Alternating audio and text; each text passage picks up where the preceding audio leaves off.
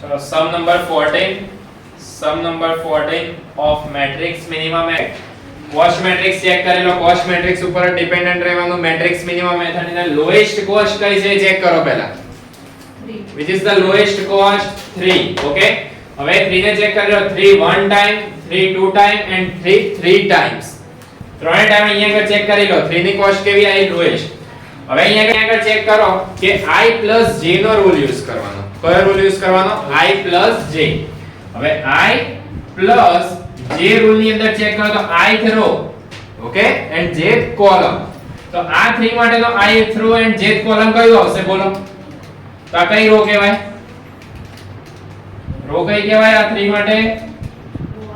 First row. Okay, plus column બી કઈ કહેવાય? First column is equal to answer 2. Clear?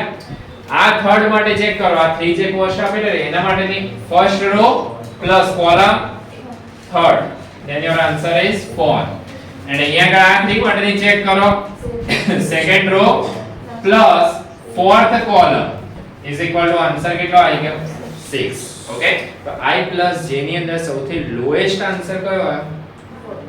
2. Okay, તો first row and first column એની અંદર લોકેશન કરવાનું. તો allocate the units 20 of demand and supply is 30. okay, so 20 units of demand and supply is 30, then your answer is 20. okay, so 20 અહીંયા કર્યા કે નહીં? તો demand ને કટ આઉટ કરી દીધી. okay, and supply is still remaining of 10 units. clear? demand is over, so cut the destination. first destination is over. okay, now check the second point. 6 3 12 7 6 3 6 15 27. તો આમાંથી ચેક કરો લોએસ્ટ કોસ્ટ અગેન 3. ઓકે, આ તો cut થઈ ગયો. હવે remaining માં check કરો ith row plus jth column. તો i1 3 is equal to 4 and 2 plus 4 is equal to 6. Again lowest answer કયો આવ્યો? 6. ઓકે, તો first row and third column. તો આ first row and third column. Box prepare કરી દીધું. Demand of 30 units and supply of only 10 units. તો અહીંયા આગળ લોએસ્ટ આન્સર લખી દીધો 10. Clear? Supply is over and demand is remaining of 20 units. Clear? Supply over થયો means origin first is complete. તો origin 1 ને અહીંયા આગળ ક્લિયર કરી દીધું. Okay, now remaining cost R 7 6 3 6 15 27. again lowest cost 3. okay, demand of 10 units and supply of 50 units. so box માં કેટલા લખીએ? lowest answer is 10. okay, so supply of 40 units are remaining. okay, and demand is over, so cut the destination 4. destination 4 is over. now 7 6 6 and 15. okay, so lowest cost is 6 which is repeated for 2 times.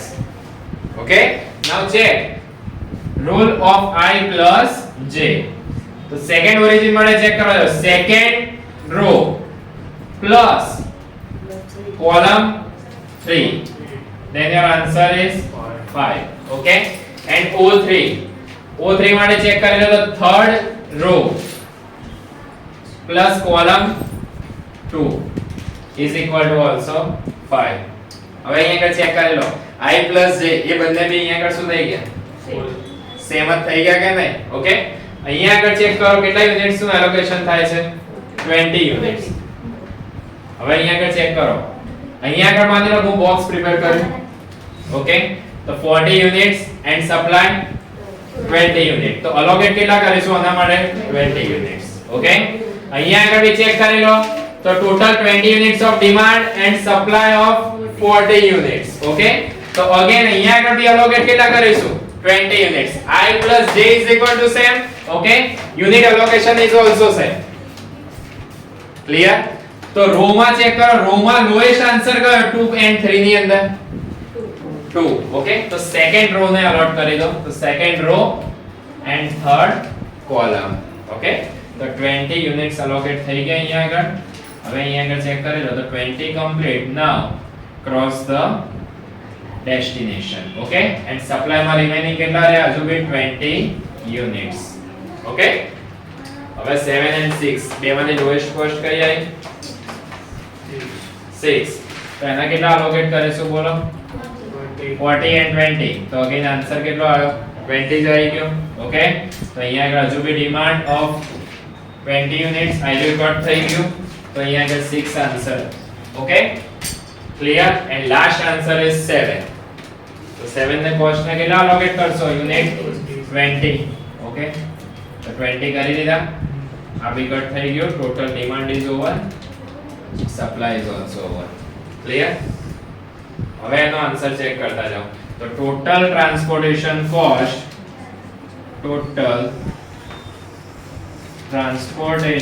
Cost is equal to 20 into 3 plus 10 into 3 plus 20 into 7 plus 20 into 6 plus 10 into 3 plus 20 into 6. Okay, so 23 are 60 plus 30 plus 140 plus 120 plus 30 plus 120, total 500 rupees. Okay,